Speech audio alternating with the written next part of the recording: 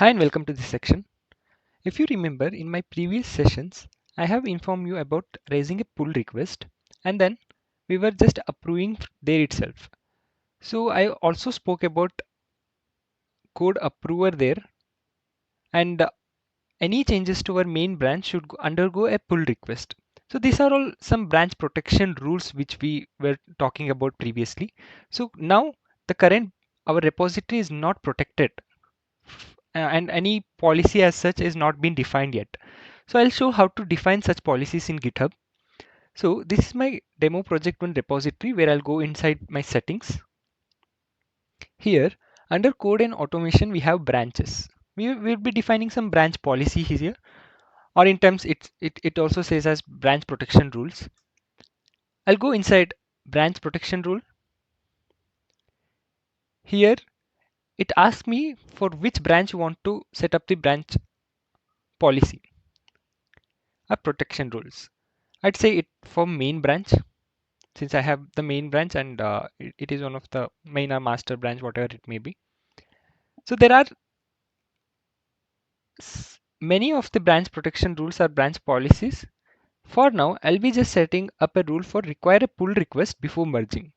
So this makes sure that nobody simply cannot merge the code inside our main branch. So any merging process to our main branch should undergo a pull request, and minimum one approver should be approving those pull request so that our code gets merged to our main branch. So GitHub provides maximum 6 number of approvers here. Only after 6 member approves it, it would be merged into our main branch. So currently I'll be setting it for 1. There are some other branch protection rules and policies as well. You can just go through this. So this was one main important protection rules I just wanted to inform you.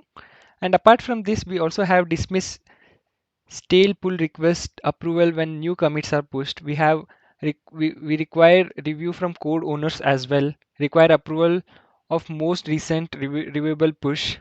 And apart from that, we also have required status checks pass before merging. So this is important when we want to check whether there are some pat tokens. There would be some tokens, passwords, and such kind of important keys which would be a part of our repositories, and it makes sure that it would there won't be such passwords and miss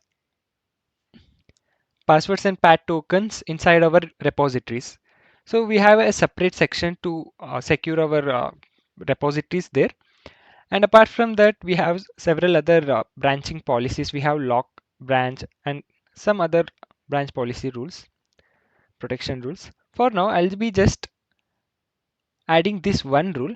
I require one minimum approval before merging. I'll just create it. So this is one rule which I have created for my main branch. Now I'll go back to my repository, which is demo project one, and I'm inside main branch. See, now I'll try to make changes to file A. Go to edit. Now I'll add a new line. I'll say making changes and try to commit it. I'll try to commit in the main branch itself. I won't be creating a new branch. So it says some rules will be bypassed by committing directly. So this won't allow me to directly commit me to the main branch. So since I have defined the rule there, it should undergo changes by pull request only. So these changes should be first made in, since I'm the owner, I'm able to bypass it currently. But any new user who is trying to commit changes to the main branch directly, it won't allow them. So it should undergo a pull request. What he should do is he should make the changes to a new branch. He should create a new branch and commit their changes to that branch, and then he should raise a pull request, and the pull request, whoever the approver would be, he would be approving it, and those changes would be reflected into the main branch. That is the actual scenario. So I hope you got the understanding here. I'll go back and just create a new branch and then propose the changes. So it has already proposed the changes. It directly it landed upon the page for pull request. I'll just say create a pull request now.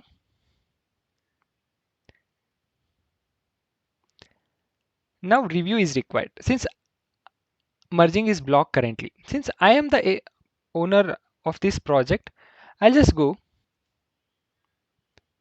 and create a merge request. Here I'll say confirm merge.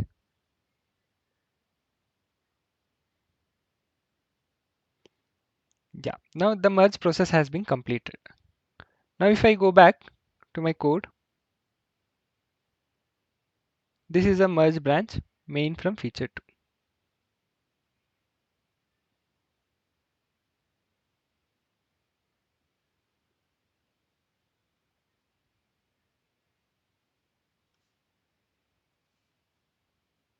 Now if I go inside file A, these changes would be appeared. This is how we define the branch protection rule here. Hope you like the video here. Thank you.